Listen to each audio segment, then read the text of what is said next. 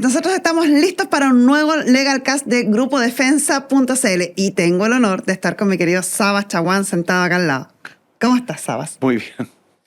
Hoy vamos a hablar de un tema sumamente importante que ha estado muy en boga. Se dice que las estadísticas entre los últimos 10 años, entre el 2013 y el 2023, 4.500 casos por abuso de menores, abusos sexuales contra menores, menores de 14 años. Pero poco se sabe de las responsabilidades penales o de a qué se le considera, qué actos son considerados ilícitos, son considerados abuso sexual. Si pudiéramos ir desde lo más genérico a los detalles, ¿qué es considerado abuso sexual? A ver, abuso sexual, para decirlo lo más sencillo posible, es cualquier acción de connotación sexual que afecte a un menor de edad y que diga relación con los genitales, la boca, el ano de los niños o niñas, o que exponga al niño a acciones de contenido sexual explícito, aunque no haya contacto físico. Eso es sumamente importante, aunque no haya contacto físico, o sea, mostrarle un video, hacerlo ver imágenes, hacerlo ver escenas de connotación sexual, podrían llegar a constituir abuso. Podrían llegar a constituir abuso sexual en la medida que sean exhibidos al niño o niña con un contenido y una intención sexual. ¿Ya? Sí, porque si le muestro a un niño en clase video y estoy hablándole de biología, claramente no. Ya. ¿Y hay algún requisito de diferencia de edad entre el agresor y la víctima para que sea considerado delito? A ver, sí y no. El hechor, digamos, el autor o la autora, porque esto lo puede hacer un hombre o una mujer, tiene que provocar el acto, cometer el delito, pero podría ser, por ejemplo, un joven de 17 años con una niña de 11 o de 12. Lo que pasa es que la eventual responsabilidad penal del autor va a ser distinta. Sí. Distinto si tiene 17, si tiene 25. Claro, basta que tenga 18 años y ya va a ser como adulto, digamos, la pena o la responsabilidad. Se habla de que existe una serie de mitos, ¿no? Algunos incluso en el último tiempo han tratado de decir que es un juego, que no viene intención de, que la costumbre, etc. ¿Hay otros mitos que para ti sean recurrentes en este tipo de delitos? Mira, eso es tan tontera, que induce a confusión como cuando hace años estaba empezando el proceso penal actual. La Araucanía, un caso que involucraba a un senador y que el abogado del senador, el primer abogado, para tratar de justificar esto, dijo que la clase alta solía hacer esos actos que implicaban bañarse o bañar, jabonar en desnudo. Claramente ahí había una intención sexual. No eran parientes del senador, lo llevaban al parecer, o lo reclutaba por ahí, qué sé yo. No es una justificación, digamos. ¿Ya? El tema ¿Son habituales esas justificaciones injustificadas? Sí, por supuesto. O irracionales, diría yo. Por supuesto. Bueno, es que además esto tiene un componente en mi concepto, sin ser experto en delitos sexuales, pero sí conociendo la generalidad del delito sexual, tiene un componente pedofilia. O sea, porque el sujeto o la sujeto, el autor o la autora, experimenta excitación o placer sexual con el abuso hacia el menor. Y eso es muy habitual, inclusive hay ciertos países en que se ha tratado de legislar permitiendo la pedofilia, no con violación, ¿ya? No con acceso forzado carnal, pero sí permitiendo la pedofilia, lo que en mi concepto es escalofriante.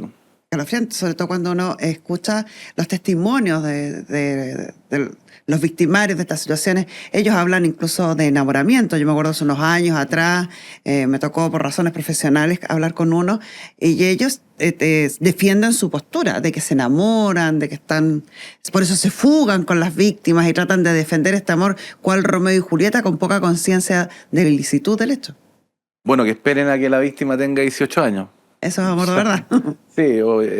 Ahora, hay un tema ahí porque si el hechor es adulto o la hechora es adulto y el menor o la menor de edad, el niño o niña, tiene menos de 18, podría haber un cierto consentimiento de una relación amorosa consentida, lo que no necesariamente implica delito a menos que se abuse de una relación de poder. Porque claramente la violación implica que la víctima está privada de razón, la drogaron, o tiene un problema de mental, digamos, que no comprende las consecuencias del hecho, o tiene disminuida su voluntad, o derechamente hay fuerza, la amarraron, la golpearon, etc. Eso es violación. Pero si hay una relación de poder, por ejemplo, el encargado de cuidar a un adolescente, no sé, el tutor, el curador, el tío, la tía, que hay una relación de dependencia, aun cuando el menor haya consentido, eso no es violación, pero es estupro, que es otro delito de connotación sexual, porque claramente, bueno, para que haya estupro tiene que haber acceso carnal, perdónenlo. Y tiene que ser mayor de 14, ¿no? Claro, y tiene que ser mayor de 14, porque menor de 14, derechamente, aunque haya consentimiento, es violación. De hecho, hay un tema que se produce recurrentemente en los CESFAM o en las atenciones primarias en el sector público, sobre todo, aun cuando sin duda pasa en el privado, que hay pololo que tienen 15 y la menor tiene 13 años, 10 meses, y no hay nada de fuerza, no hay estupro, pero hay violación. Es lo que se llama violación impropia. Entonces muchas veces los médicos se ven en el dilema de la familia no quiere denunciar, le dice pero si son pololo, y cuando se dan cuenta, cuando la menor de edad, la niña, digamos, está embarazada. Y ahí, si son en el sector público, los médicos están obligados a hacer la denuncia porque si no cometen a su vez un delito. Yo creo que eso lo recalcaría, porque lo he escuchado tantas veces, como que no se entiende, que la gente cree que uno exagera. Cuando se trate de una menor de 14 años, cualquier relación sexual con una persona mayor de 14 años se considera violación. Impropia, violación impropia. Ahora, el tema es que muchas veces la fiscalía puede decidir no perseguir, porque claramente, o sea, tiene que hacerse la denuncia, pero claramente hay un delito, pero hay atenuante, no hay forzamiento, las familias están de acuerdo, los niños están de acuerdo. Y cuando la edad también es relativamente cercana, claro, estamos hablando de alguien de 20, ya no, claro. No va a pasar nada. Sin duda. Pero es complicado. Ahora, por ejemplo, en Estados Unidos, creo que todos los estados, no sé si hay excepciones, y lo hemos visto muchas veces, sobre todo profesoras con jóvenes, profesoras mujeres con jóvenes. El otro día estaba leyendo un caso en que inclusive se casaron después, contrajeron matrimonio y tuvieron hijos después. Oye, el presidente de Francia, pues. También. No, pero el presidente de Francia, ahí hay un tema especial, pero lo que quiero decir es que contrajeron matrimonio. Perdón, estoy que estornudo, no quiero arruinar la grabación. No, estornudo nomás es humano. Porque, aunque no le parezca, don Saba Chaguán es humano. No, lo que pasa es que me dio alergia, no estoy resfriado, pero bueno. En el caso estaba viendo esta profesora que tenía hijos de su matrimonio, se enamoró de un joven, lo cual está mal, porque no puede enamorar, o sea, puede, pero está mal que haya tenido relaciones. Pero ves lo que yo te decía, que siempre aluden a que se enamoraron. No, pero es que este caso era verdad. Pero hay un déficit de madurez también en la profesora. Bueno, la cuestión es que se enamoraron. El joven era bastante desarrollado. No sé, guapo, me da lo mismo. Y la profesora estuvo privada de libertad 3 años. Y cuando salió de la cárcel, bueno, obviamente se separó de su marido. Y cuando salió de la cárcel, contrajeron matrimonio, tuvieron hijos con el exalumno. Y después se separaron por circunstancias de la vida. Pero eso no quiere decir que no sea delito. Lo que estoy diciendo es que en Estados Unidos cualquier relación con un menor de 18 años es delito. Lo que pasa es que uno lo ve en las películas, típico la secundaria, que quiero perder mi virginidad, etc. Bueno, ahí no hay un delito que se persiga siempre de oficio cuando tiene 17 los dos, ¿ya? Pero de acuerdo a la legislación norteamericana es delito siempre. Debería ser delito. Sí. Ya, penas. Ya tenemos establecido, ¿cierto?, que es delito cualquier acto de connotación sexual con menores de 18 años, de 14 años, se considera incluso la relación sexual como una violación. Hablamos que entre medio existe el estupro, hemos revisado los distintos tipos de delitos que tienen que ver con menores de edad. ¿Cuáles son las penas a las que se exponen quienes cometen estos actos? Bueno, hay que hacer la diferencia. Si es un abuso sexual, la pena legal, la que dice la ley, digamos, puede llegar a presidio efectivo. O sea, puede tener presidio mayor en su grado mínimo. Pero es difícil. Estamos hablando de cualquier acto de connotación sin penetración. Sin penetración, pero que sea abuso sexual. Que sea abuso, que sea considerado Podría abuso. llegar eventualmente con algún agravante, con pero normalmente puede ser presidio no con cumplimiento efectivo en la medida que el sujeto o la sujeto, él o la autora no tenga antecedentes. Pues no O sea, tenga, firma. o sea, firma o libertad vigilada intensiva que implica ¿Por qué lo digo? someterse Lo trato de ser tan gráfico. Porque eso es lo que produce irritabilidad en la gente. O sea, sobre todo en las No, pero es que víctimas, no en es las el familias de caso, la víctima. no es el caso del papá de un senador, digamos, No, que ha sido bastante popular, o sea, comentado. comentado, porque estoy hablando de un abuso, no un mayor de edad necesariamente, un menor de 17 años, por ejemplo, con una niña de 14 años y medio. Si es un adulto y hay un abuso de carácter sexual, podría ser no pena efectiva. Pero por eso decía, si hay agravantes, si es más de un abuso, varias veces con la misma niña o dos víctimas, Todo eso va complicando. claramente que es prisión efectiva, que es lo que pasó el papá de un senador que está condenado a 6 años. ¿Y la pena máxima podría llegar a cuánto en ese caso? Presidio mayor en su grado mínimo, o sea, hasta 10 años. Hasta 10 años. Sí, sí. Pero ahí lo graduaron lo graduó el tribunal seguramente, porque la fiscalía, si mal no recuerdo en ese caso que estoy citando, pedía 8. ¿Ya? ¿Por qué? Porque no quiero ser latero, pero cada pena se divide en un minimum y un maximum. Está textual, está en latín. Entonces le pueden imponer el minimum, no solamente el mínimo, sino que el minimum o el maximum, dependiendo de cómo se componga la pena. ¿Ya? Entonces por eso va, si bien la sanción es presidio, ya supongamos, presidio menor en su grado máximo, 3 años y un día, a 5, a presidio mayor en su grado mínimo, 5 años y un día, a 10. En las dos tenemos un mínimo y un máximo. Y claro, considera la atenuante y la agravante. Y eso es importante para las personas que no son los abogados, obviamente, que nos estén escuchando, que se entienda que cada caso es particular, que el juez es el que tiene que, y los abogados, obviamente, las contrapartes, las que tienen que hacer las alegaciones y establecer cuál es la pena más justa, dependiendo de las características propias de cada caso. Por eso que no es uniforme que todos los abusadores tienen la misma condena. Ahora, ojo, en ese caso que estoy citando, supongamos que fuera el abuelo, no sé, no conozco, parece que no es el abuelo, pero si fuera el abuelo y está a cargo del cuidado de la niña, aunque sea por unas vacaciones, en mi concepto es estupro, no abuso sexual. O sea, es estupro si hay relación sexual, pero en el caso de que no haya un acceso carnal, igual hay un agravante, porque hay un abuso de poder, estaba a cargo del tenía el deber de cuidado sobre el niño. Claro.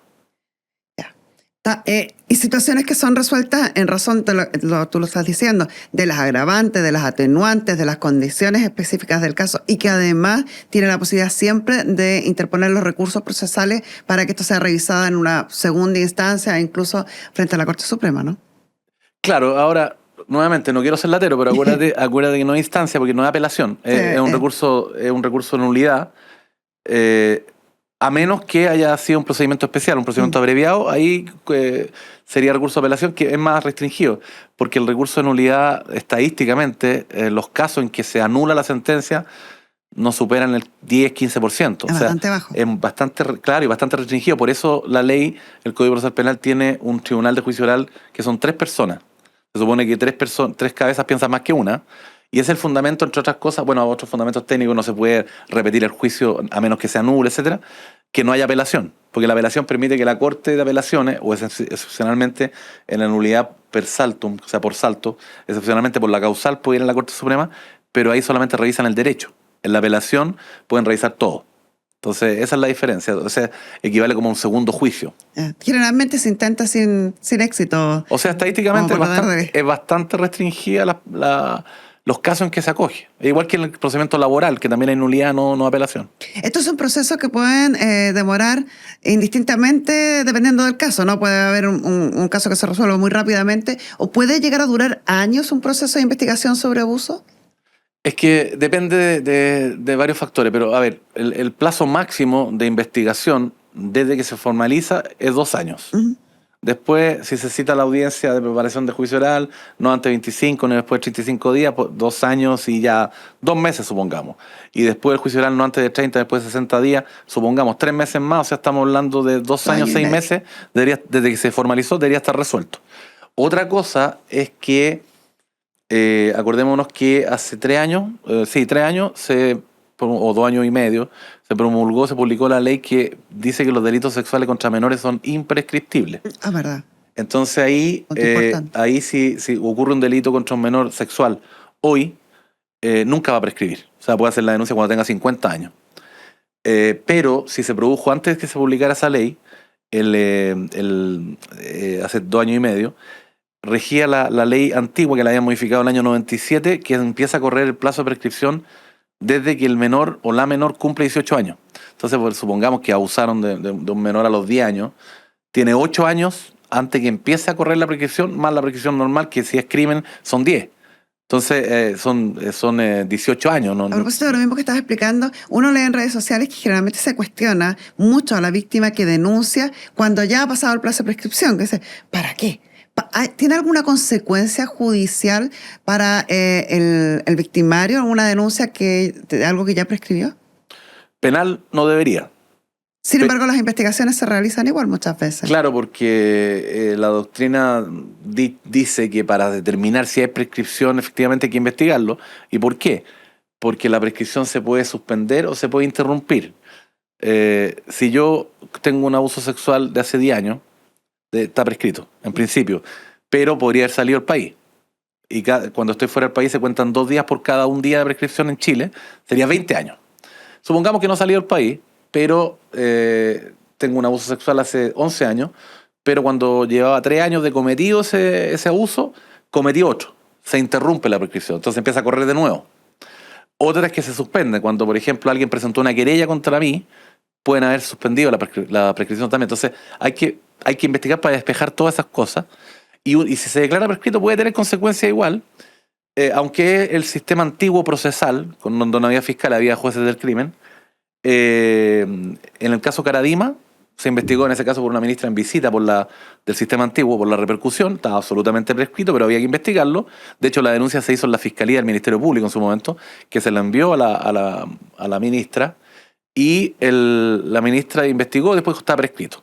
Pero se demandó civilmente, en ese caso a la iglesia, y se condenó. De hecho, ese caso lo llevó Juan Pablo Hermosilla, que ahora está por otras razones bastante en la palestra, y consiguió una indemnización porque llegaron a un acuerdo al final, pero si no, es posible que lo hubieran condenado, y la iglesia pagó una indemnización. ¿Qué pasa con las víctimas de abuso durante todo el proceso de investigación? ¿Tienen protección? ¿Cómo declaran? Cuando son menores de edad, sobre todo. Existe este proyecto de ley que se convirtió en ley de las videollamadas, las declaraciones, video grabadas, claro, para que no tuvieran que presenciar en el tribunal ni fueran interrogados una y otra vez. ¿Se está poniendo en práctica eso? Sí, esa ley entró en vigencia después de varios, 3 años. Entró primero en vigencia en Arica, Antofagasta, por ejemplo, por decir Punta Arenas, no me acuerdo exactamente el cronograma. Después en otras regiones, hasta que al final entró en vigencia la región metropolitana, no obstante que fue postergado hace 1 año y medio aproximadamente. Hace 1 año y medio.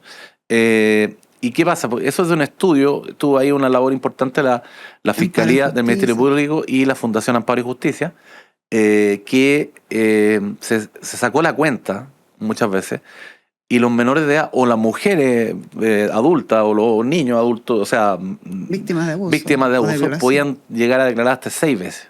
Sí.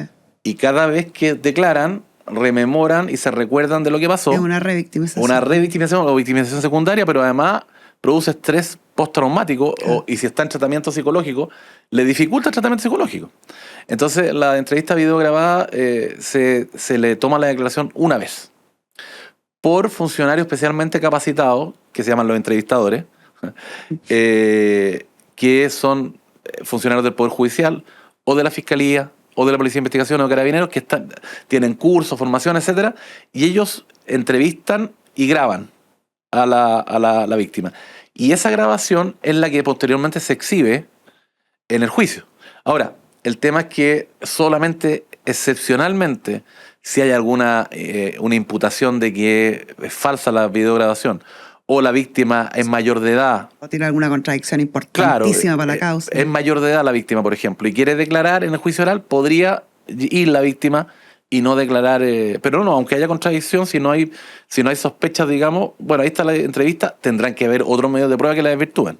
A menos que sea cuestionado que es falso. Pero se está utilizando. Se está esto. utilizando, por ¿Por qué lo suerte. pregunto? Porque antiguamente uno escuchaba a muchas víctimas que preferían no denunciar para no tener, porque era muy cruel antes, incluso te sentaban al lado del victimario a metros de quién te había violado, quién había abusado. Eso hoy no debiera pasar. No, es terrible. O sea, yo me acuerdo hace años, unos 8 años atrás, o 10 años atrás, que un niño fue obligado a declarar, lo había abusado reiteradamente, no, violado reiteradamente el papá, o un vecino, no me recuerdo el caso concreto, y el tribunal le negó lugar a la fiscalía a que declarara detrás de un biombo.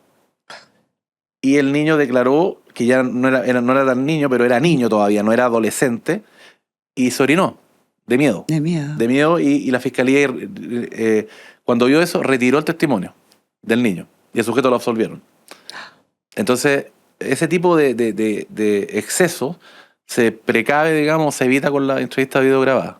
¿Existe la denuncia anónima? ¿Puede hacerse una denuncia anónima si tengo conocimiento? ¿Sé que hay un tipo de abuso con respecto a un menor? Sí y no. Lo que pasa es que la denuncia, de acuerdo al Código Procesal Penal, nunca es anónima. Puede ser verbal o escrita, pero alguien la tiene que suscribir. ¿Pero puedo pedir protección de mi nombre? Sí, no, pero sí puede haber una denuncia que indirectamente es anónima. Me explico, porque hay teléfonos, por ejemplo, como pasa con violencia intrafamiliar, o Carabinero o la Policía de Investigaciones, en que el que está a cargo del teléfono es una funcionaria, que es funcionario público, valga la redundancia, y está obligado a hacer la denuncia formal. Entonces yo pongo en acción, mediante ese funcionario público, el aparataje de investigación y puedo pedir medidas de protección, porque ¿quién sabe quién está denunciando? El funcionario que toma la denuncia, no presencialmente. Ahora, para que se investigue hay que dar antecedentes, porque no Claro. es como que yo diga, aquí en la esquina, en el pasaje, están traficando, porque ahí va la policía y ve que están traficando. Entonces, pero sí hay medidas de protección que son más o menos eficientes, siempre faltan recursos, pero es una mejora increíble respecto al sistema antiguo. Respecto a un tema que a uno le toca ver mucho en tribunales de familia y que terminan derivados al Ministerio Público, ¿qué pasa con el denunciante falso? Con el denunciante que busca otro objetivo, que busca, por ejemplo, no verte más, alejarte de, sacar de la vida de uno a tal persona. O mejorar la pensión alimenticia. Y terminan realizando estas denuncias que son investigadas y que finalmente en el tribunal no llegan a ninguna parte.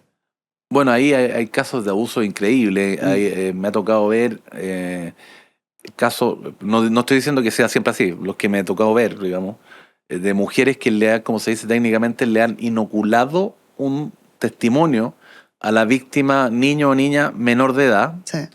Y han hecho dos cosas. Han hecho la denuncia en fiscalía y han demandado por pensión de alimentos o cese de convivencia. O permiso para salir del país.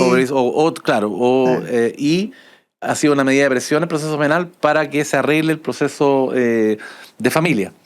Eso es detestable, pero estadísticamente no es una enorme cantidad, pero pasa. Pero ocurre y ahí hay un abuso del sistema.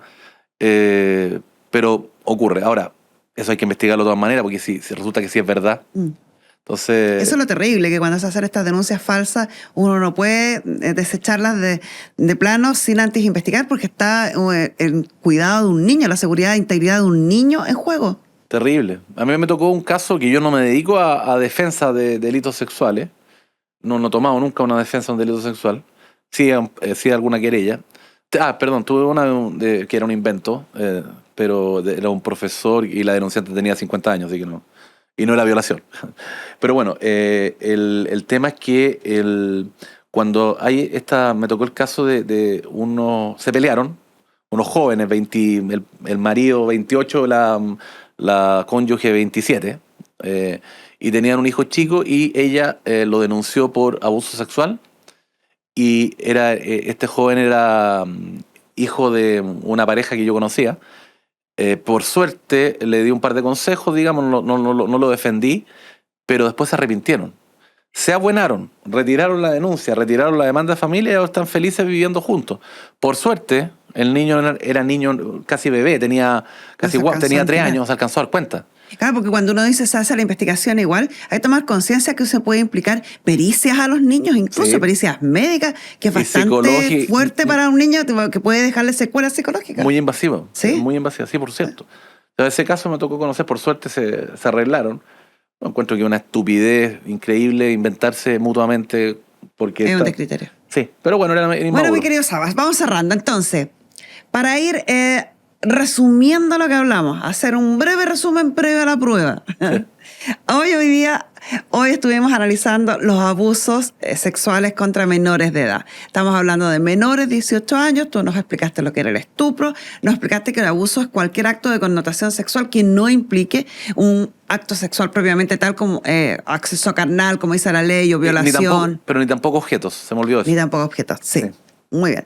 Y que el denunciante podemos ser cualquiera, incluso se puede denunciar estando prescrito, que el tribunal va a estar obligado a investigar muchas veces. Igual que los actos cometidos después de la modificación además se vuelven imprescriptibles, las penas que pueden arriesgar también las vimos, la forma de tratarle la protección a la víctima. Hay una también. cosa, si es menor de edad, cualquier delito contra menor de edad, pero especialmente los delitos sexuales, puede denunciar cualquier persona. Puede ser el vecino, el tío, una persona que iba pasando, da lo mismo. Siempre se puede denunciar. ¿Por qué? ¿Por qué digo eso? Porque un abuso sexual contra un hombre o una mujer mayor de 18 o inclusive una violación, si el hombre o la mujer no quieren denunciar, no se puede investigar. Pero acá cualquier persona puede denunciar. Si tiene la víctima tiene menos de 18 años, cualquier persona. La señora Zapa de la esquina puede denunciar. Puede denunciar. Y denuncia, porque todos debemos proteger a nuestros niños. Sí. Muchas gracias, Sabas, por esta tremenda conversación. Es un placer, siempre un orgullo conversar contigo. Uno aprende tanto. Sí. Nos vamos todos más informados. Gracias por la invitación. Y nosotros preparamos un nuevo Legal Cast para la próxima semana.